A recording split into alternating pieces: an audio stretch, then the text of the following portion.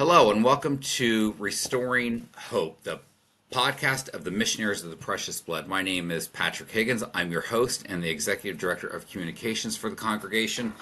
Our guest today is Father Dennis Chriszt, who obviously is with the congregation. He's a missionary of the Precious Blood. Father Chriszt, how are you doing today? Thank you for being a guest. Okay, good.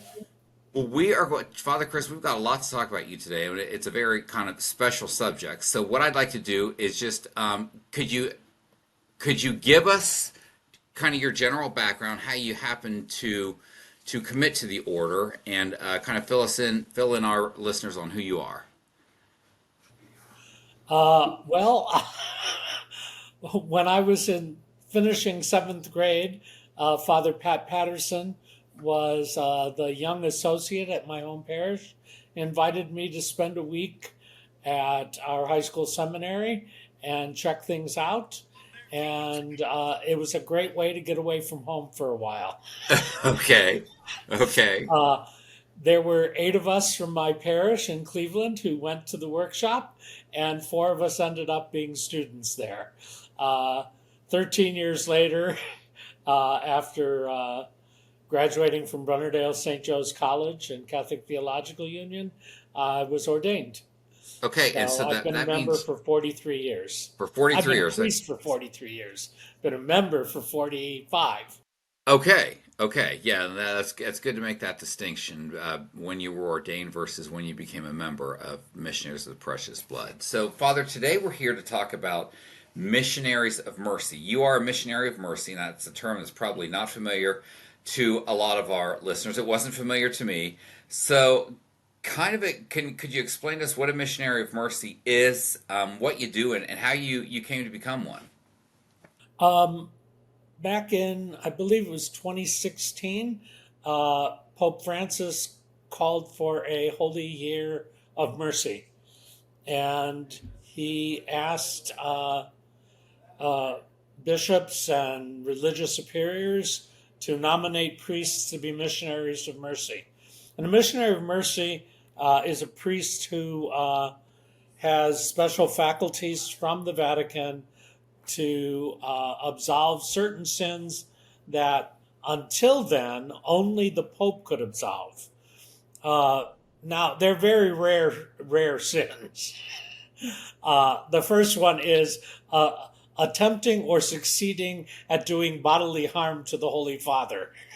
Oh, okay. Well, that's a serious one, obviously. Yeah, and Um, probably a rare one. yeah, very rare. Uh, the others are desecrating the Blessed Sacrament, taking communion out away from the church without permission in order to do something with it that is not like giving it to the sick or but in some way disrespecting and dishonoring the presence of Christ in the Eucharist. Uh, and then there are 2 others that only a priest can commit, and that is a if a priest um, breaks the seal of confession and tells people what he heard or said or what someone said to him, and uh, giving absolution to someone with whom he has engaged in sexual misconduct. Okay. Okay. So And obviously then there's a very 5th egregious things. one that a priest or other people could do, and that is making a recording of someone in confession, whether it's the priest, the penitent, or somebody else who planted a listening device in the space where the confession was taking place. Well, I'm going to get to. I know you can't give us specific examples of the specific sins, but have you ever been called upon to forgive any of those instances?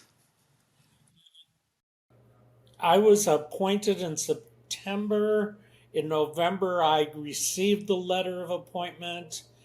And in January, the Archbishop of Cincinnati sent a email to all the priests of the Archdiocese And 2 days later, I was contacted by someone for one of those.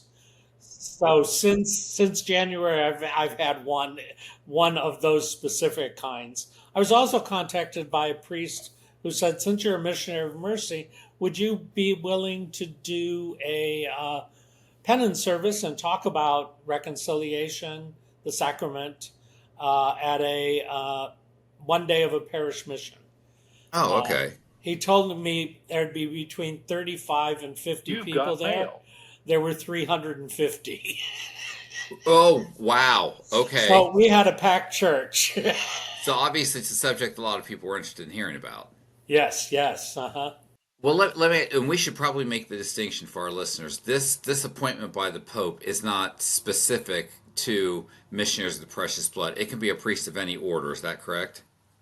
There's 1,500 of us around the world. Um, every couple of years, the Vatican invites us to a conference in Rome. So I was there in March, and 500 of the 1,500 were there. So, what was your initial reaction when you were invited by Pope Francis to become a missionary of mercy? I assume that's rare that you would be contacted by the Pope. So, what was your reaction? Actually, you have to volunteer and you have to be nominated by either your bishop, if you're a diocesan priest, or your Okay. religious superior. So, Father Steve DeSantos wrote an article about it about a year ago. And at the end of the article, he asked if anybody was interested, they should contact Father Jeff Kirch, the provincial. So I did. And so I was appointed based on his recommendation. Can you tell us how your formation as a missionary of the precious blood prepared you for the unique work of missionaries of mercy?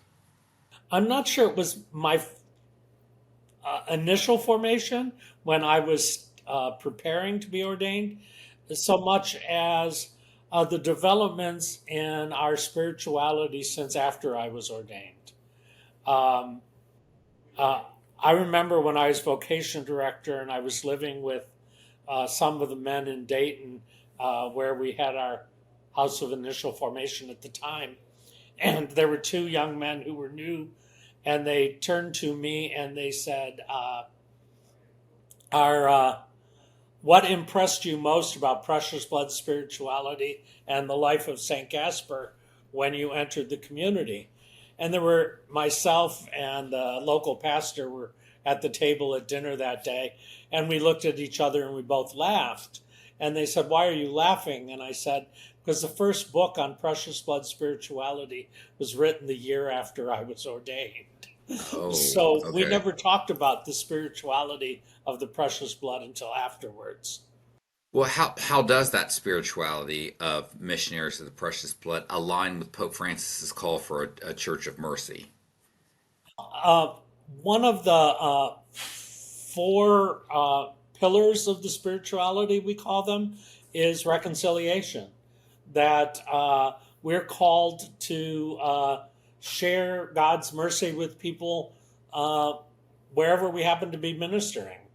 And that there's many ways to do that. The sacrament is one of them.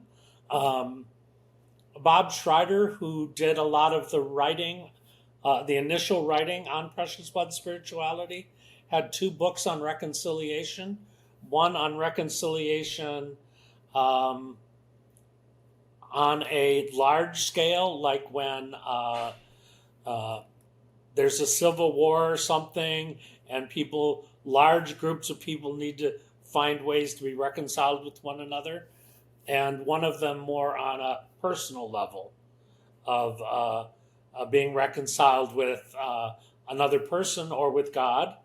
Uh, I was blessed during the years that I served as a formation director to attend two international symposiums on reconciliation in Lima, Peru, one on each of those subjects. Father Bob Schreider was one of the presenters at each one, and there were a number of other speakers who shared reflections on what reconciliation means for missionaries of the precious blood in the world today. So, in your experience, how do reconciliation and mercy reflect the ministry of the blood? Quite simply, Jesus shed his blood in order that we might be forgiven and know the mercy of God in our lives. Uh, in many ways, that's the foundation of our spirituality. So, Father, have you ever counseled people or tried to help someone who felt that they are beyond God's mercy? The first week after I was got my first assignment, there was a lady who came to confession every day and confessed the same sin. She was behind a screen, so I have no idea who she was, so I can't possibly break the seal that way. Right. But Absolutely. she confessed the same thing every day. I don't remember what she confessed. The thing I remember is that she said that it was something that had happened 25 years earlier, and she was confessing it every single day. And my counseling to her was, I said, the only sin I've heard you not confess today is that you don't believe that you were forgiven the first time. And what was her reaction? Silence. Okay. Okay. And I said, 25 years ago, when you confessed this sin the very first time, the mercy of God came to you. And she just obviously had a hard time accepting that.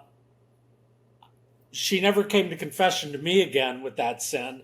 I don't know if she went to one of the other priests after that, but I know that I never heard her again.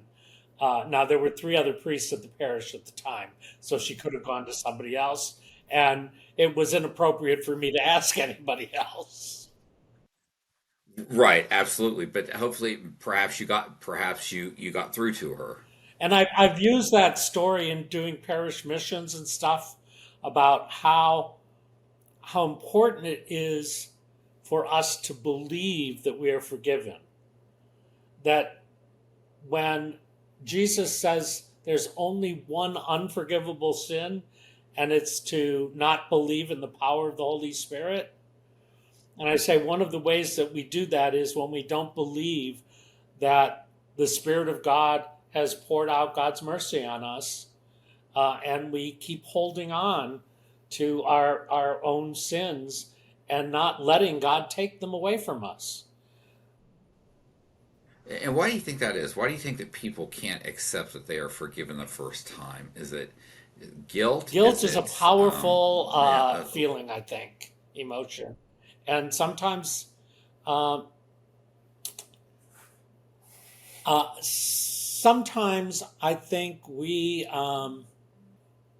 think God is like us in that I wouldn't forgive a person who did that.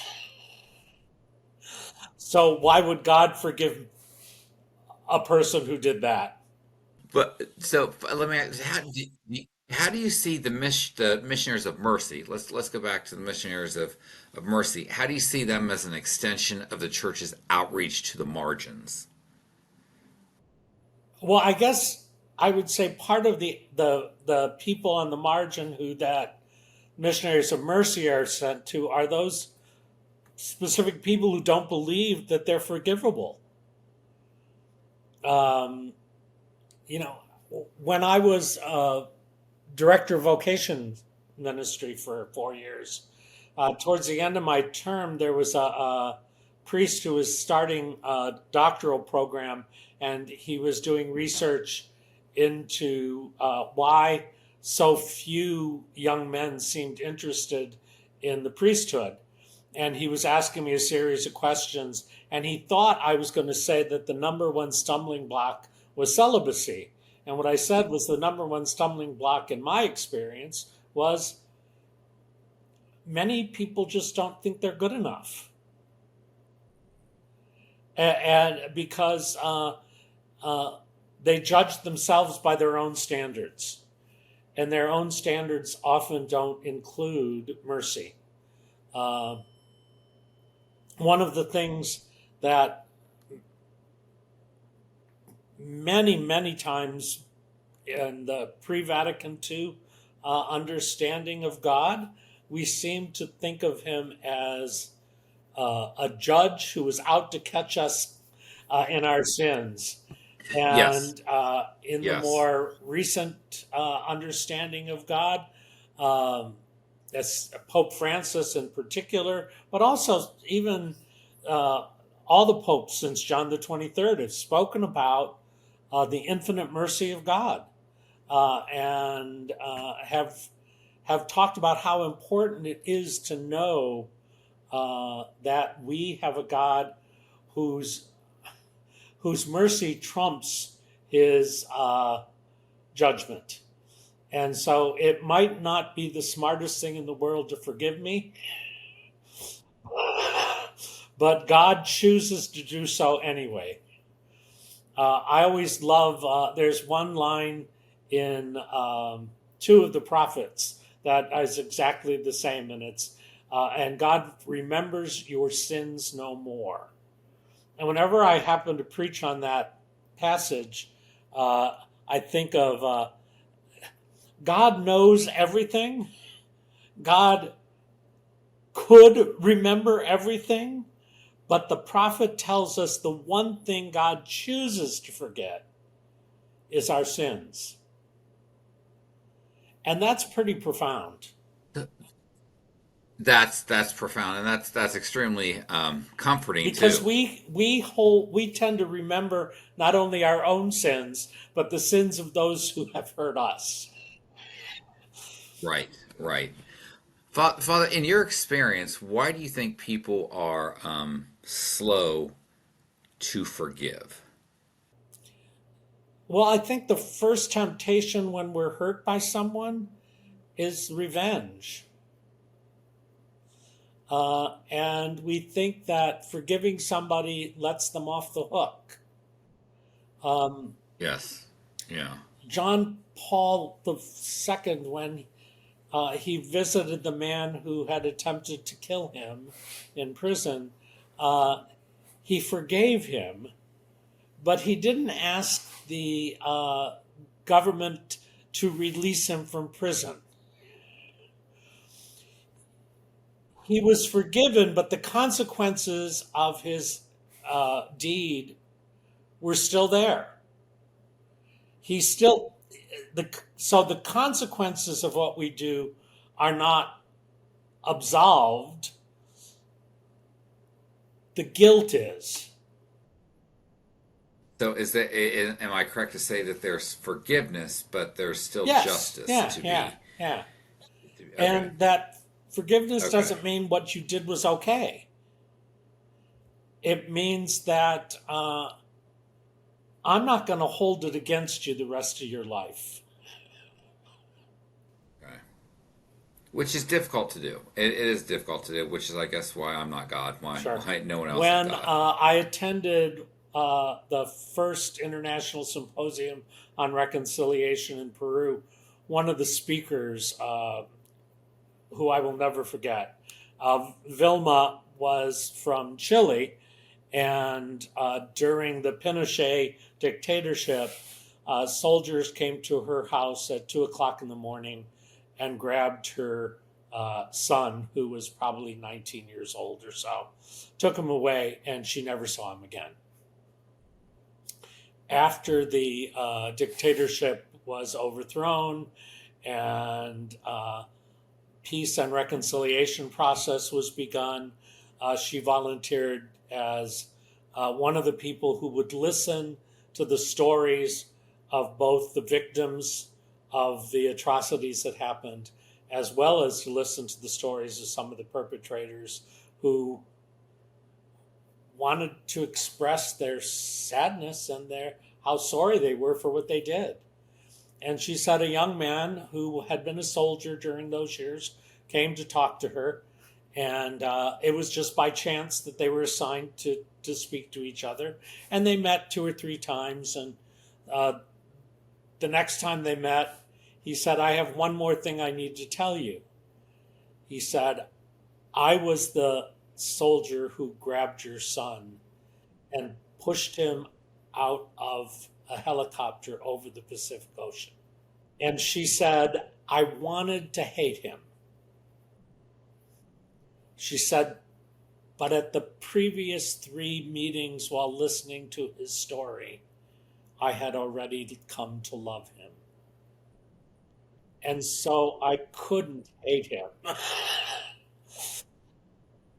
Yes, that's hard to comprehend because that takes a special And she said, person, I I guess. did not do that.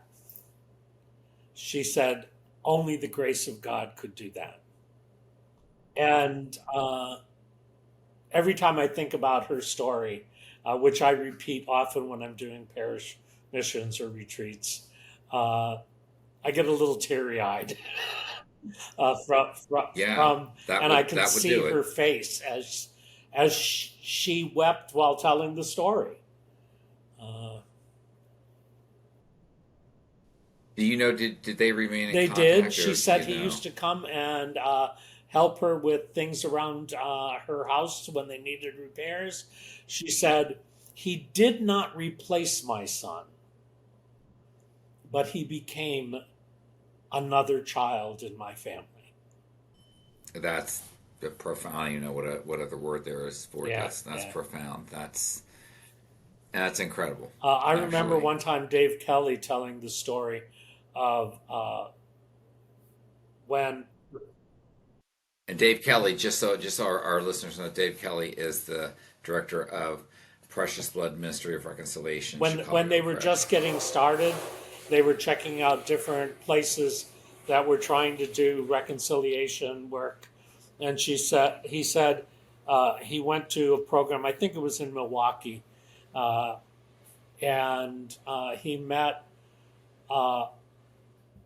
some people who were talking about uh, reconciliation and working with the courts. And there was a case where 3 young men broke into a elderly woman's home, and they didn't hurt her, but they stole stuff and whatever. And 2 of them uh, were repeat offenders, and so they went through the juvenile justice system. They had a trial and were sentenced to jail and everything. But the third one was a first-time offender, and the judge agreed to let a reconciliation process take place. And so the victim, this woman, and this young man, and several people from each of their families met together and talked about their lives and about what had happened that day. And they agreed that instead of his sentence being sent to juvenile detention facility of some kind, he would mow her lawn every week during the one summer and cut and shovel her snow for one winter, and that would be a way for him to pay her back for the harm he had done. And she said that it was really, really hot one day when he was mowing the lawn. So she went out with some lemonade or iced tea, I don't remember which, sat on the front steps of the house, and they talked some more. And she said several years later, he's still coming by to mow her lawn and shovel her snow. And now he gets to come into the house when it's cold and have a cup of hot chocolate Oh, or a cup of okay. coffee or something. And that what started as a victim and a perpetrator of a crime ended up being reconciled and becoming friends. And she too said it can only happen if God is part of the process. So, Father, let me shift gears for a little bit. Do you incorporate imagery or theology of the precious blood into your ministry of mercy? I think anytime I talk about reconciliation, that includes the spirituality, the precious blood, whether it's real obvious or less direct. I think it's always there as part of what I do, because over the last 40 some years, it's become a part of me so much that I don't even think about it sometimes. It just comes out. Uh, when I was going back to school in Chicago, I was doing volunteer work on Sundays at an African American parish where I had done volunteer work when I was a seminarian. So a number of the people had known me for a long time. And some of them said to me when I celebrated my 25th anniversary at that parish, they said, "You almost never say the words precious blood, but we always know that it's underneath everything you say." And that was one of the nicest things I'd ever heard people in a parish say to me about my ministry. That's quite a compliment. That really is, and quite a testament to your ability to And one of the spread things that about the message. African American community was I really learned a lot about precious blood spirituality there, because there are not a lot of songs in the typical repertoire of a European American parish, but there are lots of songs in the Black community that reference the blood of Christ. And singing them week after week after week for years at a time also influenced my understanding of the power of the blood of Christ uh, to save us, to bring us God's reconciling grace, to help us to know the mercy of God at work in our lives. Especially some of the songs that were sung by slaves who were, I mean, they were not yet free, and they still believed that the blood of Christ made them holier than their masters would ever imagine. Right. Well, that since that would never have occurred to me. Do you see a distinction along racial lines about how different races worship or celebrate the mass? I don't know if I'm asking the question correctly, but is there a distinction? In my experience, most of the times there is a difference. I worked in African American parishes on and off as kind of a side ministry while I was doing formation and vocation work. But then I was also pastor of an African American parish for 6 years. And a normal Sunday Mass would go for an hour and a half to 2.5 hours, and no one thought it was long. I'll never forget the first time my parents came to visit. I was helping out in Chicago, and uh, we went to Mass together, and it was 2.5 hours long. And then we went back to where they were staying, and then later that day we were at a fundraising dinner for the parish, at which Maya Angelou spoke. And Oh, okay. afterwards, my father said, "When I get back to work tomorrow, people are never going to believe that Mass took 2.5 hours and I wasn't bored." Wow. Yeah, that is interesting. So, why do you think why that distinction? Is it just because of the history or the experience of different races, or why? Because I've never been to a 2.5 hour mass myself either.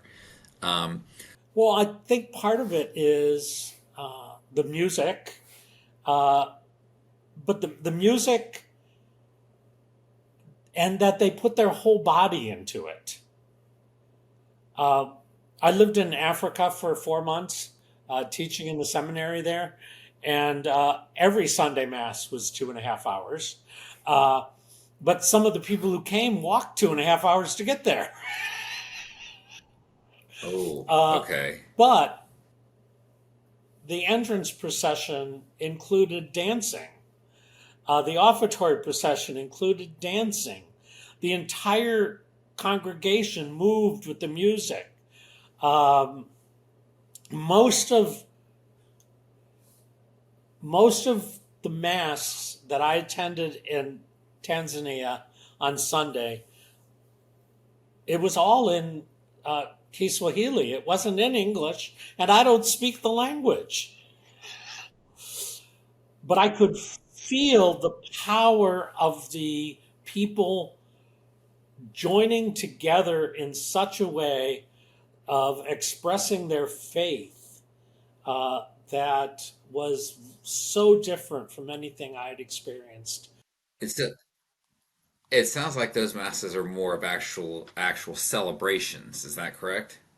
Those were definitely celebrations. Sometimes um, we use the word celebration about the celebration of the Eucharist, and sometimes if you asked a sociologist if it was a celebration, they'd say no. Yeah, Almost no one was I agree. smiling, and Yeah, no one looked like they were having a good yeah, time. But right. There's a if you ever distinction go there. to a Caribbean culture or an African culture, many places in Latin America, you know when they're praying, they're celebrating the presence of God in their midst. And the thing Oh, is that absolutely. Yeah, sounds like it. the difference is primarily related to economics, not to race.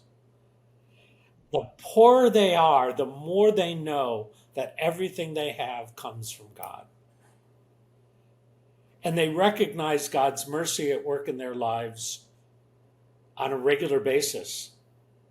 And it's so easy for us who have uh, everything we need and think we have it because we've worked hard to get it.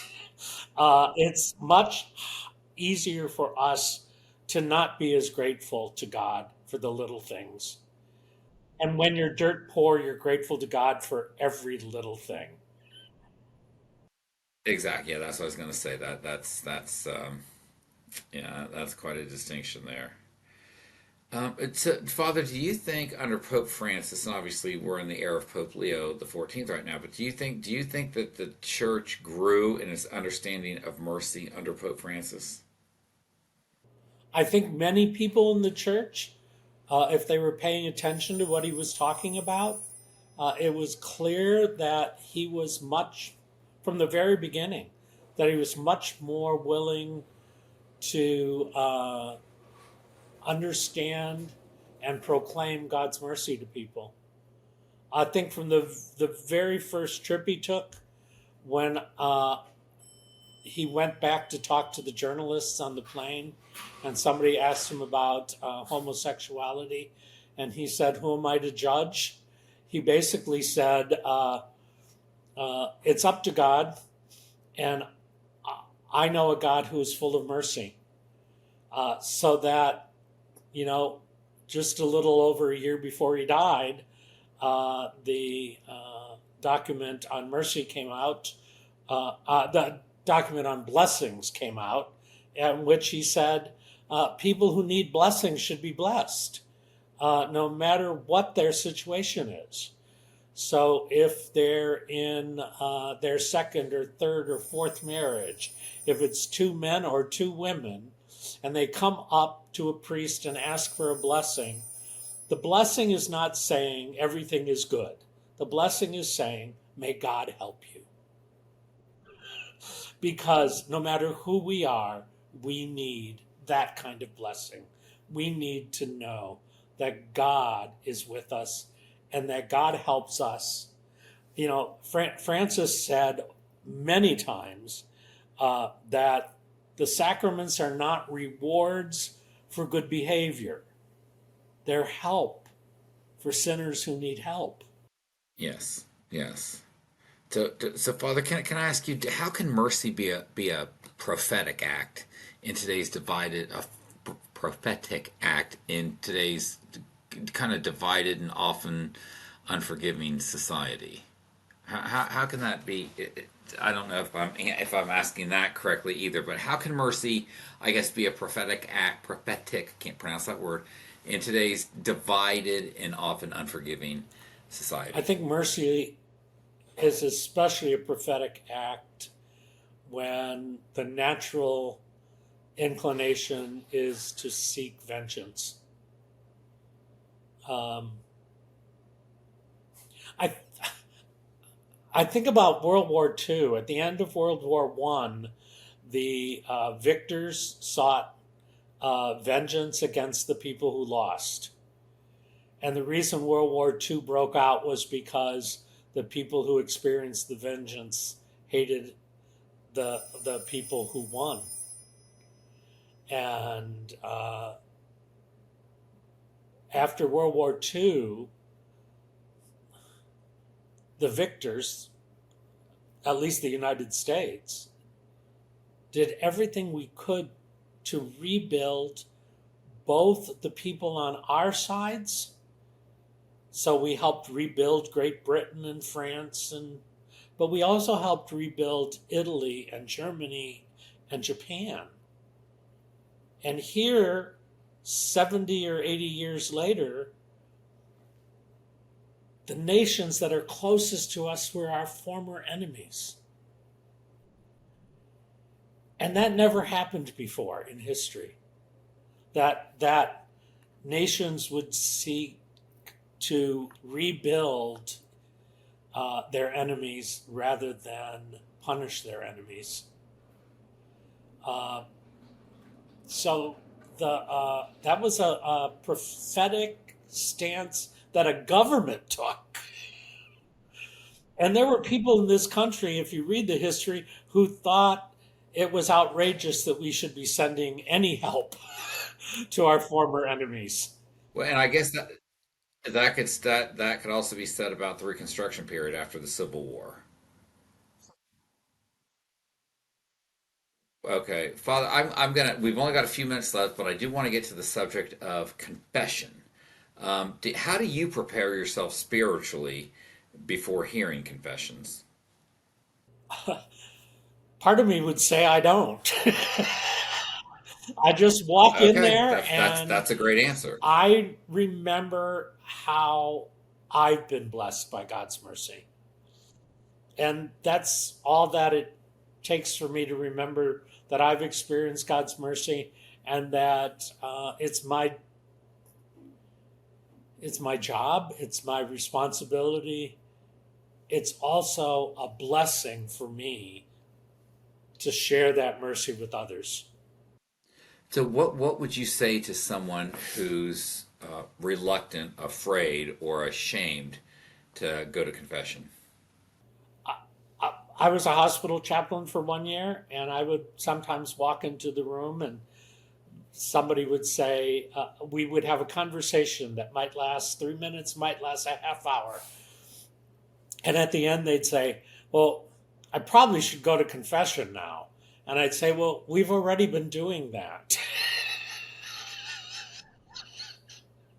The only thing we haven't done yet is I haven't put my hands on your head and said the prayer of absolution.